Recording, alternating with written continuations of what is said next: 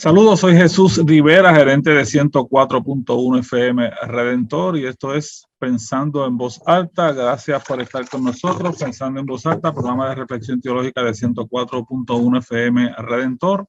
Estamos felices de regresar con ustedes en esta linda mañana del Señor para trabajar con un tema, como siempre, de interés aquí en el panel de Pensando en Voz Alta. Está con nosotros el doctor Samuel Sullivan y el doctor Samuel Caraballo, y estamos listos para trabajar con ustedes y estar junto a ustedes para discutir y enseñar relacionado con un tema interesante, ¿verdad? Un acontecimiento histórico que aconteció hace algunos años y que más recientemente pues se ha retomado por las redes, especialmente por la red de Radio Redentor y la participación de las redes del doctor Samuel Caraballo. Y es el tema sobre la masacre que ocurrió en la ciudad de Lod, allá en el área de Tel Aviv, donde unos 17 puertorriqueños murieron en un atentado terrorista. Y vamos a hablar un poco sobre eso, ya que eso coincidió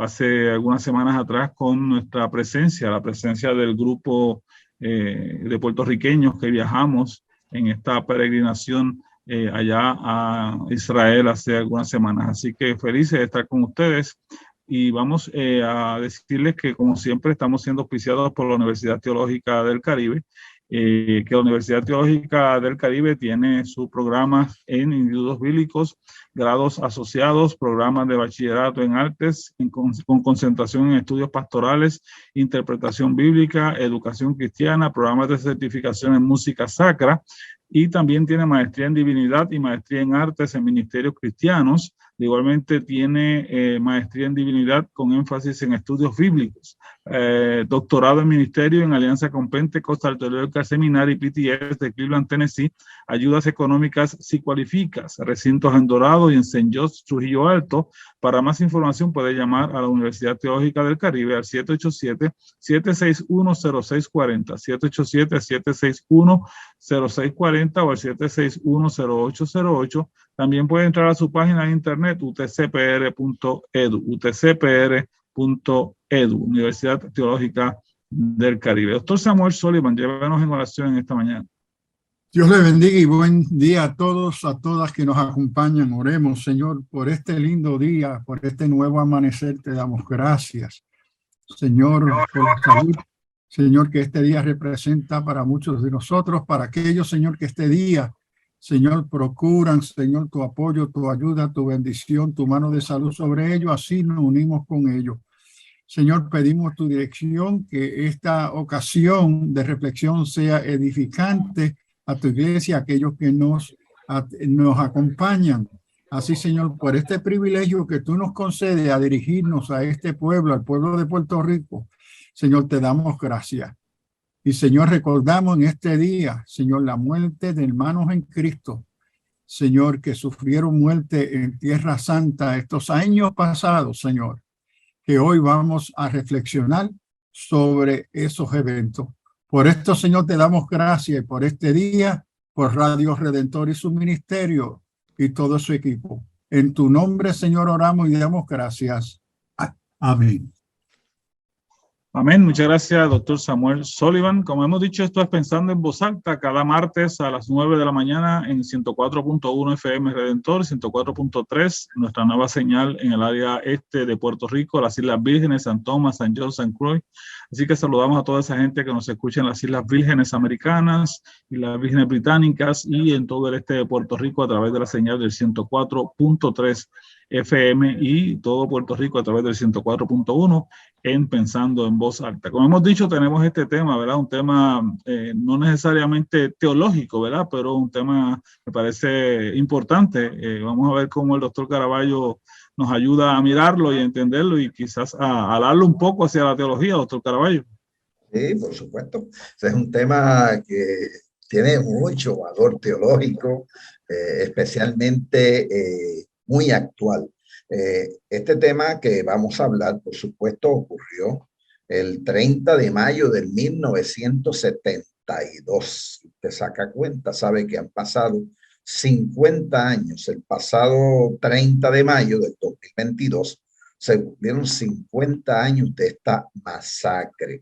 Es una masacre como un acto terrorista. De hecho, fue el primer acto terrorista de gran envergadura en la aviación internacional en el Estado de Israel. Israel ha tenido otros eventos terroristas, pero dentro de Israel, a nivel de la aviación internacional, fue el primer acto que ocurrió, obviamente, en aquella tierra.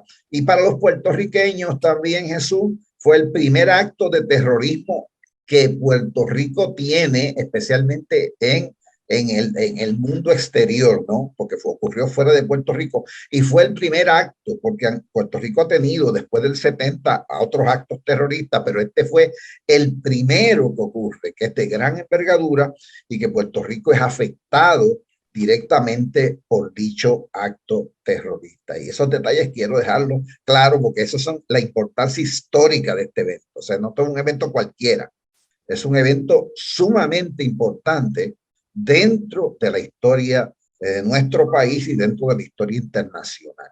¿Ok? No te escucho, Jesús. No se escucha, Jesús.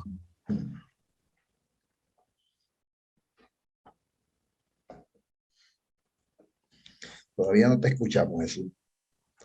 Tienes apagado el micrófono. Bueno, mientras llega Jesús, déjeme decir Sí, que sí. en nuestro viaje a Israel fue que yo me enteré de ese masacre.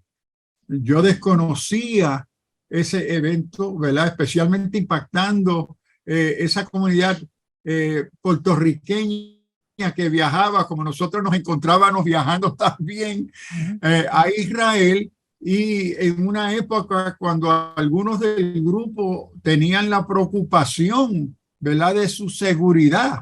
Es decir, que el elemento de seguridad y el conflicto palestino, en este caso palestino, en el caso pasado era mucho más amplio con otros grupos revolucionarios, pero que nosotros compartíamos cierta inquietud. Señor, cuídanos en el viaje, Señor, que no nos toque ningún mal. Y yo era uno inocente, ignorante del evento de ese masacre. No sé si me escuchan ahora, vamos a ver. Sí, te escuchamos, eso. Decía que es un evento importante también para la historia de la iglesia puertorriqueña, porque está enmarcado dentro de lo que es estos viajes que de mucha iglesia, muchos sectores de la iglesia, estamos realizando viajes a Israel y se vienen realizando estos viajes de peregrinación por muchos años, de manera que es un caso aislado, ¿verdad? Y no estaba necesariamente dirigido a los puertorriqueños. Usted me imagino que va a entrar un poquito más en detalle sobre eso, pero fuimos víctimas y sencillamente marcó la historia de la iglesia puertorriqueña, que hasta himnos se escribieron y se cantan todavía himnos relacionados con esa experiencia. De hecho, esta masacre tomó ribetes internacionales. Esta masacre provocó que Israel desarrollara uno de los aeropuertos más seguros del mundo. O sea, porque la masacre ocurre en el aeropuerto de Lod, que es hoy Ben Gurion, y es ahí en el mismo aeropuerto donde ocurre el evento. Y obviamente los israelitas estaban preparados para recibir ataques terroristas de grupos especialmente palestinos y grupos árabes, pero no esperaban esta estrategia que usó el Frente de Liberación Popular de Palestina. Lo que hizo el Frente Popular de Palestina fue contratar el Ejército Rojo, especialmente miembros del Ejército Rojo japonés, que era una organización comunista, y junto con Corea del Norte, que obviamente la investigación que se hace posteriormente se da cuenta que estos individuos, el Frente de Liberación Popular de Palestina, que es una organización de liberación de Palestina y que en ese momento está siendo dirigida por obviamente no un islámico. Es bueno que sepan que esa planificación no vino del Islam, sino que vino de un líder que era cristiano palestino. El líder en ese momento básicamente es un doctor, doctor en medicina, el doctor George Habash, que es conocido como uno de los principales líderes en ese momento del Frente Popular para la Liberación de Palestina. Y ellos organizan ese atentado, y fíjense que el atentado, cuando se hace la investigación, lo que intentaba era hacer un secuestro del avión. La intención era que cuando ese avión, que era de Air France, de la línea aérea francesa, llegó a Roma, iba a dirigir a los peregrinos hacia Tel Aviv. El plan era que estos tres terroristas japoneses, que nadie esperaba, porque Japón no estaba en ningún lugar ahí, entraron en el avión, lo primer intento de ellos es tratar de secuestrarlo, no pudieron porque había mucha seguridad dentro del avión, así que ellos se montan como músicos dentro del avión que va de Roma a Tel Aviv, y ahí van los puertorriqueños, un grupo grande de puertorriqueños, eran más de 30 puertorriqueños en ese viaje, que iban rumbo a Israel. Muchos de ellos iban por primera vez, de hecho la mayoría iban por primera vez, iban con mucho entusiasmo. De hecho, cuando miremos los retratos de la masacre, lo que quedó de la masacre, vamos a ver allí panderetas, guitarras. Allí están los estuches de las guitarras que quedaron en el piso, especialmente porque eran de diferentes iglesias, Evangélicos Unidos, pentecostales, metodistas, de toda la isla, y que estaban en una experiencia de peregrinaje. Recuerden que ellos lo que querían era ver lo que mismo que queríamos nosotros cuando fuimos. Hay una diferencia entre un viaje turístico y un peregrinaje, ¿no?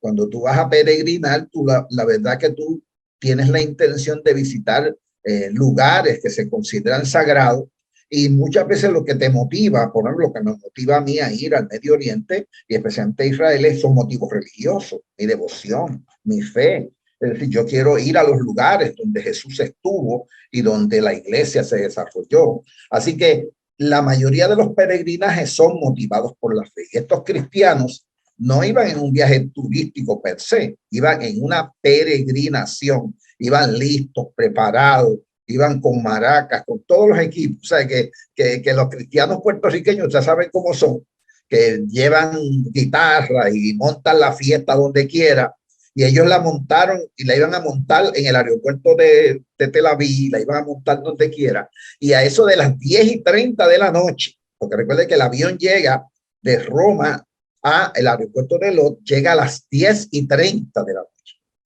¿Qué ocurre?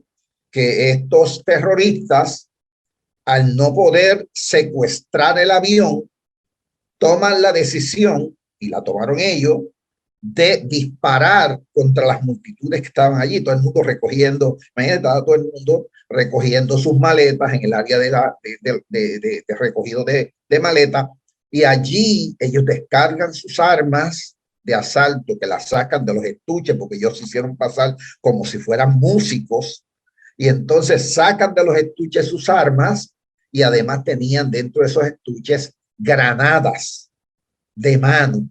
Así que zumbaron granadas y dispararon. Así que 26 en total caen abatidos por las granadas y caen abatidos por los tiros, por los disparos. Lamentablemente, dentro de esos 26 hay 17 puertorriqueños. De hecho, fue nuestro país el más gente que murió, o sea, los mártires mayores. Voy a decir la palabra mártir, voy a explicar por qué. Que mueren ahí son puertorriqueños, cuya intención principal es un elemento devocional. Van con la intención de ir a esa tierra, de celebrar la gloria de Dios, de mirar a aquellos lugares, de por primera vez ir a esos lugares, y caen abatidos bajo las balas de un ejército rojo que se llamaba asesino, porque obviamente ellos asesinan fríamente a todas esas personas que estuvieron al alcance de las balas. 80 fueron heridos, 80, y de esos, 80 heridos y 26 muertos. Así que si ustedes suman, son 100 y pico de personas que fueron afectadas por esa masacre. Jesús. Muy bien, estoy pensando en voz alta. Estamos trabajando este tema, ¿verdad? Sobre esta masacre, la tragedia de Lod, allá en la ciudad de Tel Aviv, ocurrida en el 1972, donde esta cantidad de puertorriqueños, como dice el doctor Samuel Caraballo, 17 puertorriqueños de un grupo mayor que había viajado a esa actividad. De hecho, tenemos que reconocer que nuestro hermano Abner, de Abner Travel, también fue parte de la gente que estuvo en ese viaje. Él era parte de esa agencia de viajes que llevó ese grupo, ¿verdad? Que organizó el grupo, fue la agencia de nuestro hermano Abner Travel, y él nos cuenta todavía historias de esas experiencias que él vivió, él y su familia, cómo también fueron librados, ¿verdad? De forma milagrosa de no fallecer también en esa actividad lamentable allí en Lot. Así que estamos trabajando con este tema, ya que, como habíamos dicho, ahora en el mes de junio y julio, tuvimos la oportunidad de estar tanto el doctor Samuel Sullivan como el doctor Samuel Caraballo y un grupo de sobre 80 personas. Viajamos a Israel y coincidió nuestra visita allí con la celebración de este 50 aniversario de esta actividad. Y a raíz de eso, pues el doctor Caraballo escribió, hizo un escrito y se publicó. Lo puede encontrar en la página de Redentor, redentor104fm.com. Ahí está el link, pero también puede ir directamente a la página del doctor Caraballo para que pueda leer sobre esto y ver las fotos. Doctor Caraballo, ¿cuál sería el link para que la gente pueda llegar, la dirección? Sí, el link de mi blog es samcaraballo.com. Si usted entra en samcaraballo.com, lo va a llevar directamente a mi página y ahí usted va a buscar el título del artículo, que es 50 años después de la masacre de los 50 años después. Y puede leer completo el artículo, ¿verdad? Y puede comentarlo también, como otros ya lo han hecho. Así que allí usted puede ir y mirar dicho escrito. Hay unas cosas más que tenemos que decir. Ajá. No sé si el doctor Sullivan tenía alguna... Adelante, sí, Sullivan. Que al principio pues había hablado de... Bueno, la única observación que yo haría, y no para quitarle ninguna importancia del evento, pero en el contexto formal histórico-teológico, estamos atribuyendo una identidad de mártir en un uso distinto a lo acostumbrado, porque la palabra mártir en el texto del Nuevo Testamento, martus, es testigo, pero es uno que muere por causa del evangelio. Entonces, es decir, que antes era atemorizado o llamado a renunciar su fe, decide morir antes de negar su fe. Entonces, aquí simplemente quiero reconocer que hay un uso distinto del uso histórico teológico de mártir. Ahora, para mí, esto no le quita, ¿verdad?, lo que pasó allí y el carácter de peregrinaje de cristianos que van camino a conocer y estar en Tierra Santa como expresión de su fe. Y yo creo que aquí el elemento de expresión de su fe, de conocer mejor ese entorno bíblico, teológico, geográfico, ¿verdad? Y también la relación de la violencia del Imperio Romano contra la Iglesia en esa misma tierra, en esos primeros siglos, con la naturaleza de violencia que sigue persiguiendo, ¿verdad?, al mundo. Es decir, que hay conexiones teológicas históricas, ¿verdad? Pero simplemente quiero resaltar que hay unos matices distintos y hay varias formas en que se usa el concepto mártir. A través de la iglesia desarrolla una teología de martirio.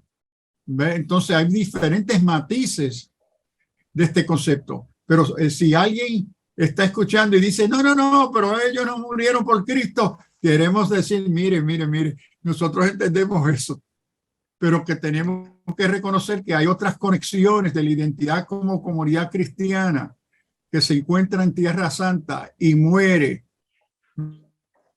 que hay unas conexiones históricas con otros creyentes que también murieron en Tierra Santa. Entonces, simplemente quiero hacer esa aclaración y no quitarle de nada de la importancia, ¿verdad? Y el impacto, no solamente en el mundo de las noticias, en el mundo en esa época, pero de las familias y de las iglesias que fueron representadas en la muerte de esos hermanos y hermanas en Cristo. Doctor Caraballo, adelante. Sí, hay un concepto que se ha acuñado, no en la teología, sino en la ética,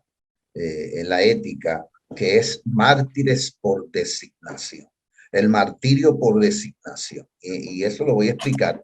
El martirio por designación es que una persona, que en el caso particular de los peregrinos nuestros que murieron allí, primero ellos no van a Israel por el mero hecho de hacer turismo. Ellos van a Israel porque ellos entienden que como parte de su devoción religiosa, Israel juega un papel importante en ese elemento de su motivación religiosa. Es decir, Israel es la tierra donde Jesús, el Señor de la iglesia, ejerció su ministerio terrenal. De hecho, es allí donde muere, es allí donde resucita, es allí donde asciende al cielo, en esa tierra. Por lo tanto, el peregrino va motivado por su fe y obviamente por su compromiso, y la fe viene de un compromiso con Dios. Es decir, en eso, por eso soy peregrino. Entonces, si el mártir es una persona que sufre o muere por causa de su religión o de sus ideales, como quizás lo define la ética, lo que llevó a estos peregrinos a Israel fue su fe y su compromiso. Es verdad que su fe y su compromiso ellos no esperaban. O sea, ellos no mueren con conocimiento propio, es decir, ellos no esperaban morir como mártires o por causa de su fe per se. Pero cuando tú miras la globalidad del evento, o sea, cuando tú miras el evento, te das cuenta que ellos mueren por designación, son mártires por designación, porque la intención del acto terrorista no era otra que hacerle daño al Estado de Israel.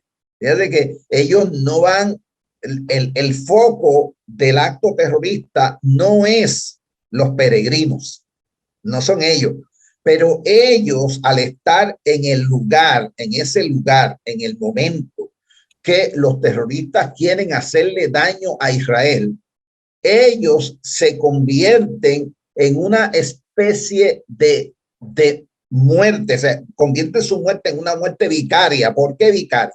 Porque muere en el lugar de Israel. El daño es para Israel, el daño es para el Estado de Israel, pero ¿quién recibe el efecto de esos daños? Unos peregrinos que por su devoción a Dios van a visitar la tierra y en lugar de ir y llegar a esos lugares encuentran la muerte. Es decir, se ponen en el medio y encuentran la muerte que va dirigida al Estado de Israel.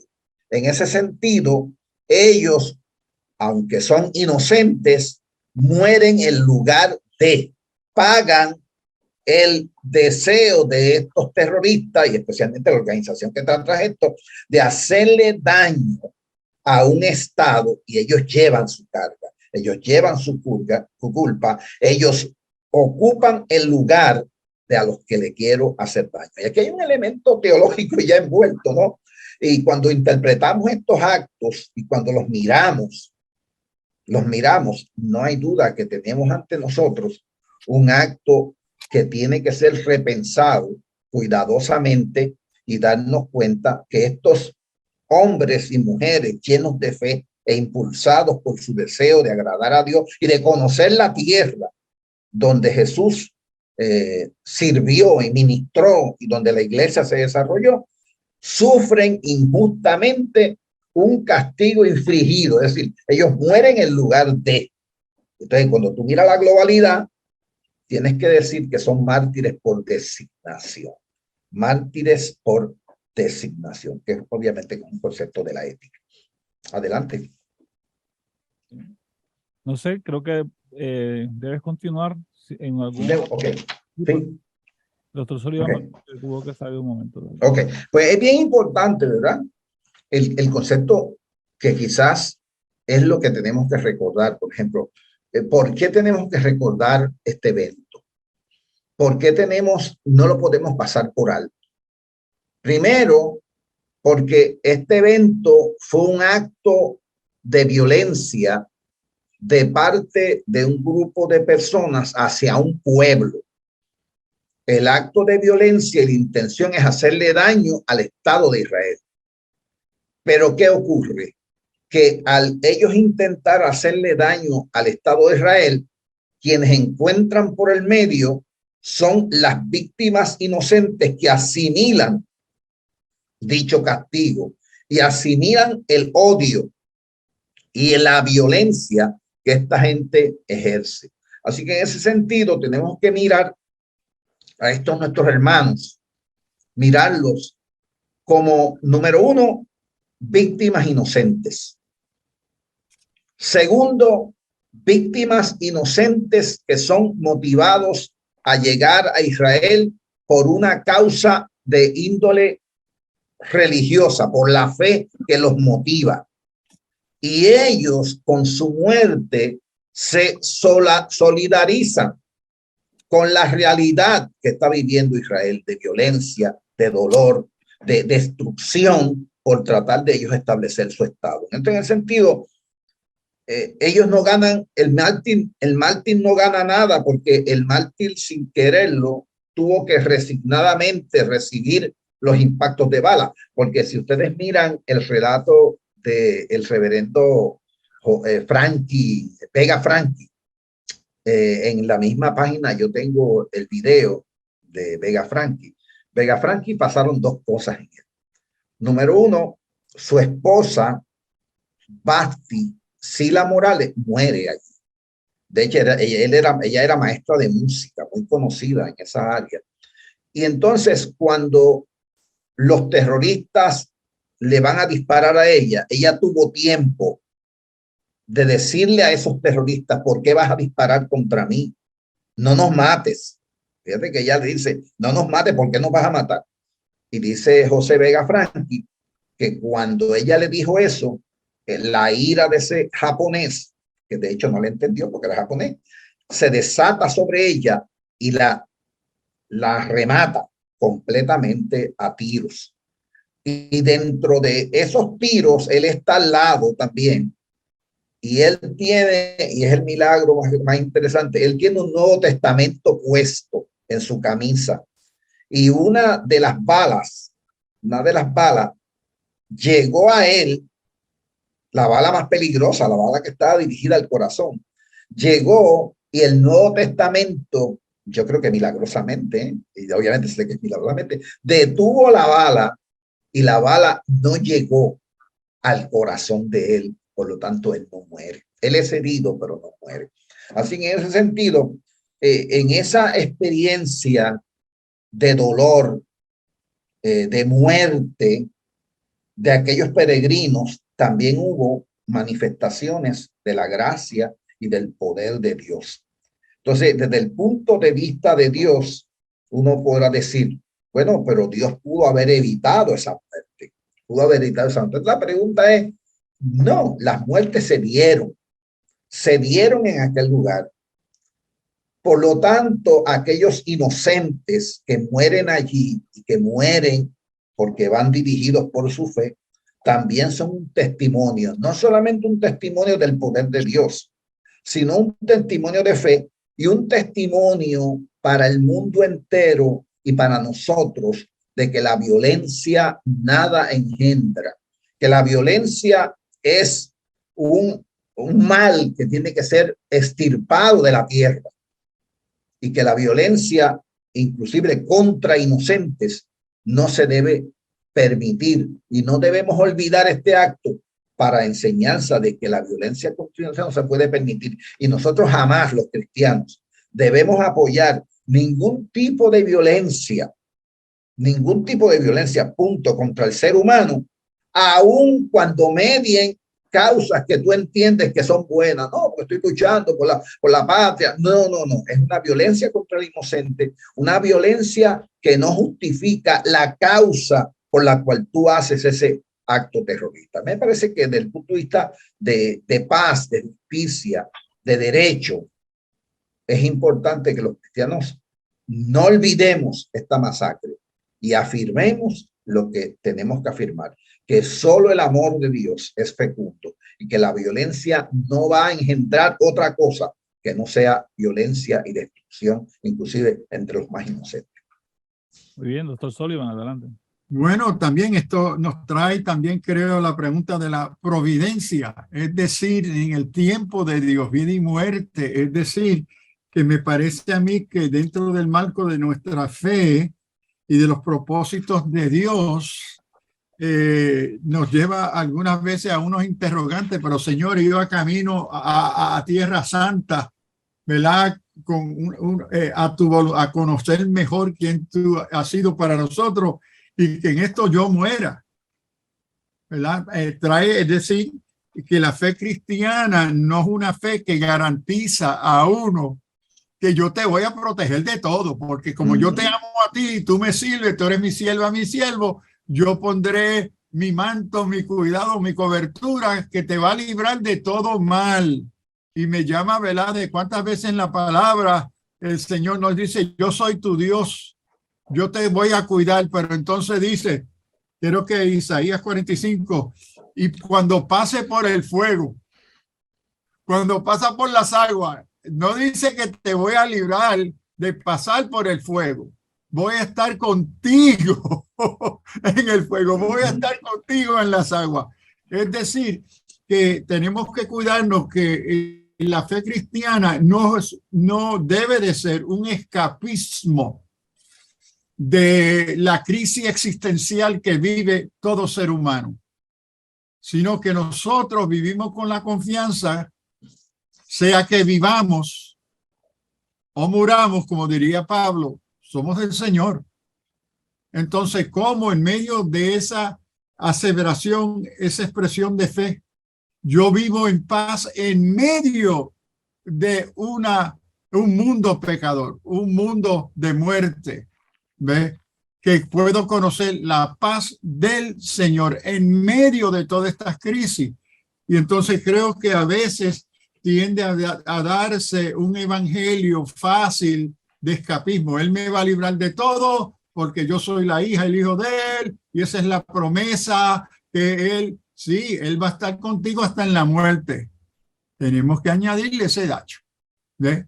Y entonces esto crea lo que se llama una pregunta de teodosía. Señor, ¿qué es el propósito de mi vida? ¿Verdad? Y de esta forma inesperada, y no solamente para mí, porque el que murió partió, pero es la crisis que crea de fe en la familia. Y entre esa familia, aquellos que no son creyentes. ¿Qué tipo de evangelio es este que tu Dios no te pudo salvar?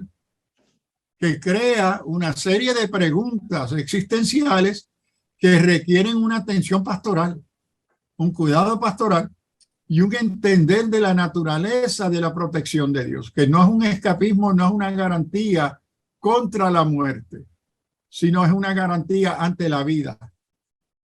Muy bien. Me parece que, de hecho, Sullivan hablaba de esa crisis en la familia, en la comunidad, y esa crisis en la congregación local, porque dentro de los que mueren está uno de los pastores de la Iglesia de Dios Mission Board en Pugnado, en Manatí, el reverendo Berganzo, no recuerdo su primer nombre. Ángel. Ángel Berganzo. El pastor Ángel Berganzo de la Iglesia de Dios Mission World de Pugnado, es una de las víctimas allí en Tel Aviv, en esta tragedia del Lot, y obviamente cómo se trabaja con una congregación, ¿verdad? Con esta congregación donde su pastor cae como una víctima en este tipo de situaciones. Caraballo. Sí, hay un punto, hay varias formas de trabajar con esto, pero uno de los puntos que quizás yo voy a enfatizar es esa realidad de que los creyentes no están exentos de calamidades y dificultades. De hecho, si miramos la Biblia, vamos a mirar la trayectoria de los seguidores de Jesucristo, el mismo Jesucristo, pero más que Jesucristo, porque resucitó, los seguidores de Jesucristo, los apóstoles, su trayectoria fue de violencia y de muerte. Murieron casi todos de alguna manera por medios violentos. Y la iglesia, especialmente en los primeros siglos, el Imperio Romano trató de acabar con la iglesia. Especialmente hizo actos muy deplorables, especialmente contra los cristianos, no solamente asesinándolos en el Coliseo, quemándolos vivos, exponiéndolos a las fieras. O sea, la muerte para los cristianos, la fe cristiana y la historia de la iglesia ha estado acompañada de mucha violencia, muy especialmente en los primeros siglos hacia los cristianos. Y es importante que entendamos que no estamos exentos, que en el mundo podemos tener aflicciones y dificultades. Ahora, lo que queda de nosotros es mantener nuestra postura de fidelidad a Dios y nuestra postura de fidelidad al amor. Es decir, el hecho de que actúen violentamente contra mí no me da a mí el permiso para yo actuar de la misma manera, sino todo lo contrario. El distintivo de la fe cristiana ha sido la actitud de amor, de respeto, de justicia que ha distinguido a los hombres y mujeres de fe a través de la historia. O sea, que en ese sentido no estamos exentos de la muerte, no estamos exentos de la violencia, pero tenemos que mantener nuestra postura de fe creyendo lo que dijo Jesús. Jesús fue claro, dijo, el que muere en mí, el que está en mí y muere, no ha muerto, sino que tiene vida eterna. O sea, las promesas de vida eterna, la promesa de salvación, la promesa de resurrección está claramente establecida en las Escrituras y nosotros tenemos que mantenerla. Ese es mi primer punto. El segundo punto es que ¿por qué hay que recordar esta masacre?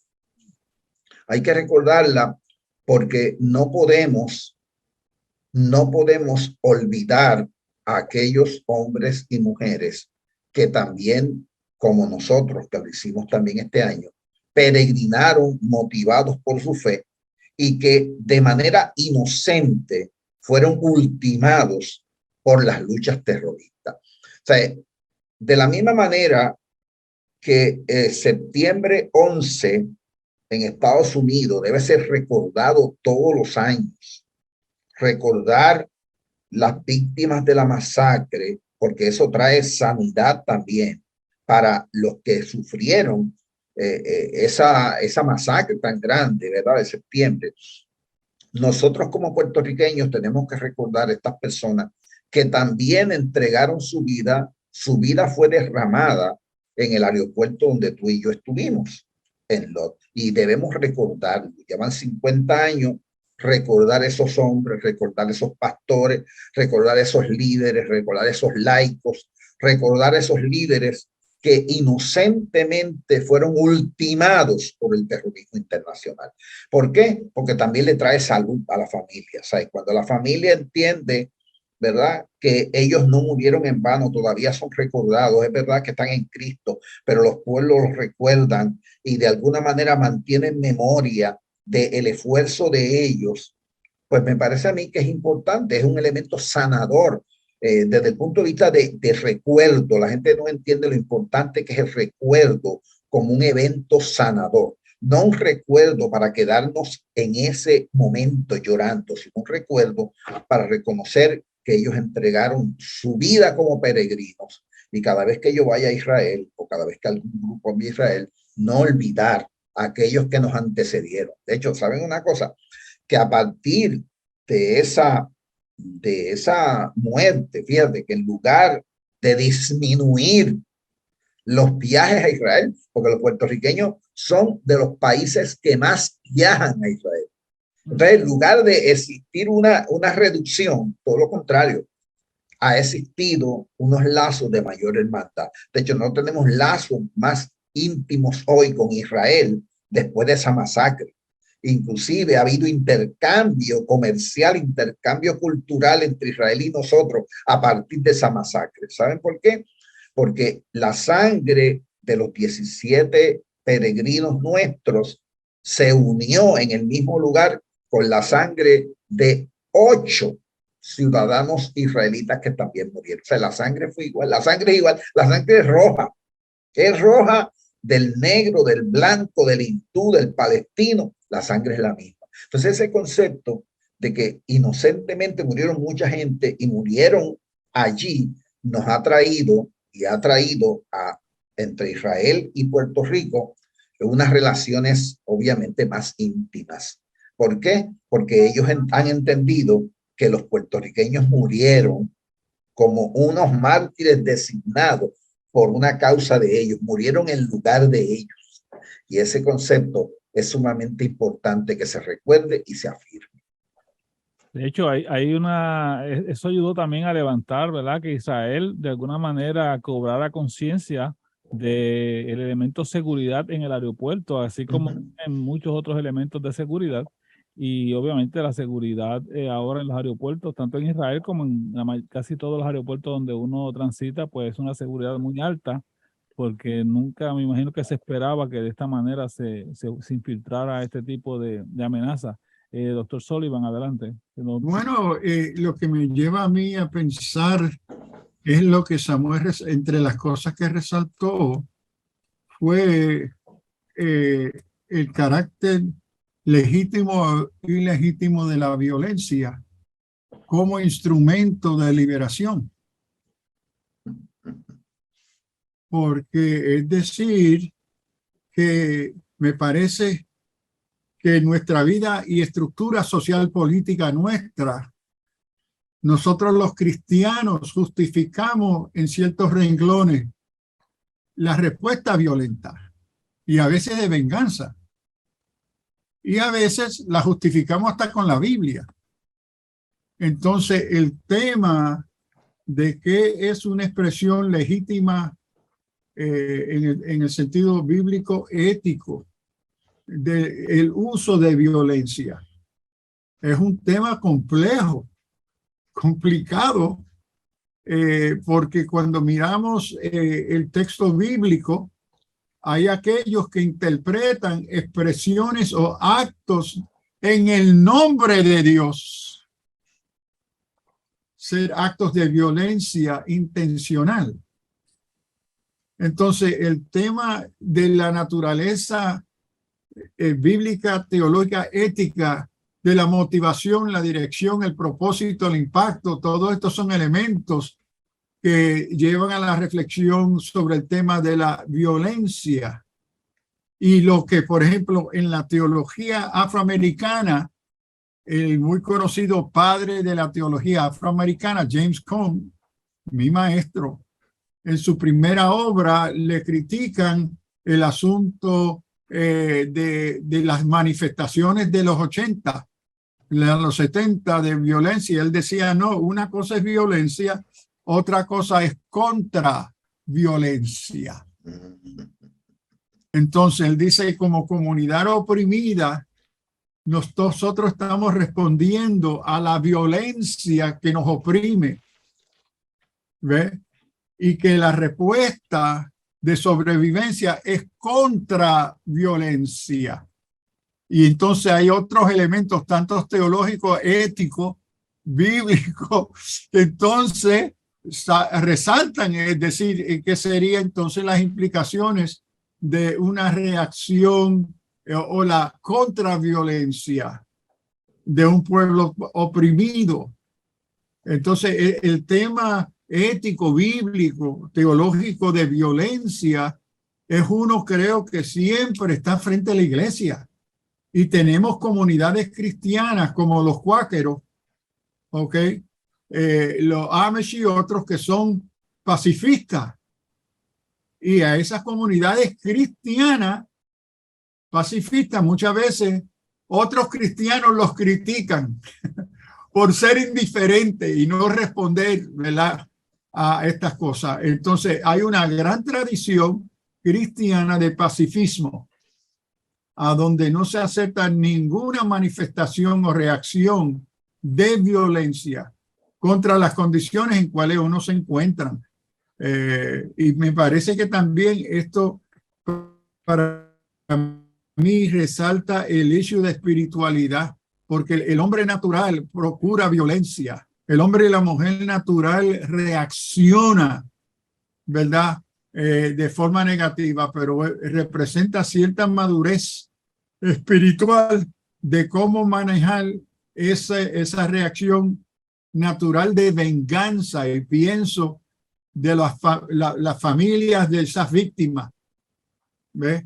Ahora, ¿qué voy yo a hacer para vengarme de ese atropello, de esa muerte? Entonces, aquí el fenómeno de formación espiritual, de madurez, consejo espiritual para manejar la reacción natural de venganza, es algo que siempre nos acompaña. Es un elemento muy natural. Pero entonces, ¿cómo es como cristianos? Y creo hasta cierto punto la respuesta cristiana, por lo menos nuestra en Puerto Rico, es no temer ir a Israel, sino exponernos, ¿verdad?, a esta realidad que vive el pueblo de Israel y viven otros pueblos, ¿verdad? Pero que queremos ser testigos a nuestra fe, ¿verdad?, y anunciar y compartir nuestra fe en medio de estos lugares que sufren violencia. Gracias, Sullivan. Palabras finales, Caraballo. Sí, el recordar es una manera de resistir. O sea, a mí me parece que es importante el recordar. No solamente tiene un elemento sanador, porque es cierto que hay personas que recuerdan la partida de un ser querido y lloran, no importa los años que han pasado, pero a medida que ese llanto se da, es un llanto liberador y es un llanto sanador. Así que, en ese sentido, recordar a estos nuestros hermanos que el 30 de mayo de 1972 ofrendaron su vida a través de ese acto terrorista, lo que nos hace es, ante todo, afirmar varias cosas. Número uno, afirmar nuestra fe, afirmar que ellos completaron su tarea, ellos no negaron su fe, ellos cayeron bajo las balas y bajo las granadas y cayeron como lo que fueron, como peregrinos, cayeron como gente que anhelaba ver la Tierra Santa, que querían, que fueron con ese anhelo, con su guitarra, con su pandereta, con su fiesta espiritual, a celebrar esa tierra, ir a esa tierra que quizás nunca habían ido, pero será la tierra donde Jesucristo ministró, vivió. Esa tierra la querían conocer. No tuvieron esa oportunidad porque la muerte fue a las 10:30 de la noche y ellos no pudieron.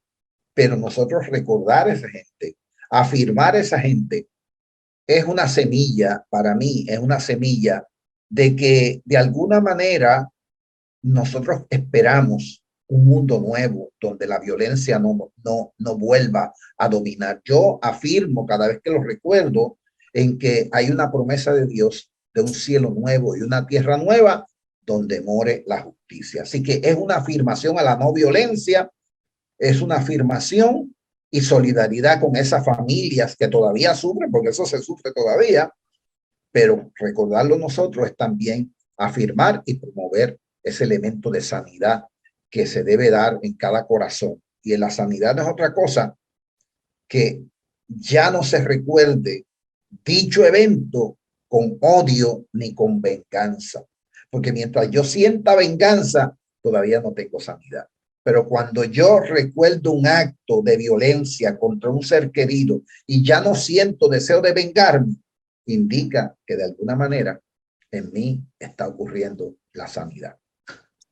Una última observación, si me permite, es que se repite la historia de la muerte de otro inocente en Tierra Santa. Otra víctima de los poderes políticos de odio, de rechazo, la muerte de Jesús en Jerusalén. Y en ese sentido, la muerte redentora que procura traer sanidad repuesta a la ira, al odio, ¿verdad? Se dio en ese lugar a favor de todo el mundo. Y que tristemente la naturaleza pecaminosa del ser humano, ¿verdad?, por adquirir poder, se manifestó ese día de mayo en la vida de esos hermanos y otros compañeros desconocidos, ¿verdad?, a donde se marca de nuevo, creo, la necesidad de una solución provista por la muerte y resurrección redentora de Jesús a favor del mundo. Amén. Amén. A él sea la gloria. Se nos Amén. fue la señal de Sullivan, creo, pero bueno, ahí estamos. Amén. Gracias, doctor Sullivan. Gracias, doctor Samuel Caraballo. Un saludo especial a toda esa comunidad, toda esa familia de estos distinguidos hermanos, porque sabemos que todavía, como decía el doctor Caraballo, hay mucha gente de esta que fueron que fueron pastoreados por estos pastores, por Vega Franqui, por Berganzo, toda esta comunidad de creyentes en Manatí, en todas estas zonas donde todavía hay gente que recuerda. Un saludo de parte de la familia de Redentor 104 y una solidaridad con ustedes. Y qué bueno que en Pensando en Voz Alta hemos podido traer este tema para traer a la memoria esta experiencia linda de estos hermanos. Así que Dios me lo bendiga. Gracias, Samuel. Amén. Muchas gracias. Vayan a la página del doctor Samuel Caraballo. ¿Cuál es la página de Caraballo? samcaraballo.com. samcaraballo.com. samcaraballo.com. Allí pueden buscar todo este reportaje y lo que el doctor Caraballo escribió. Dios me lo bendiga. Hasta la próxima semana en Pensando en Voz Alta. Dios le bendiga. Mucha paz.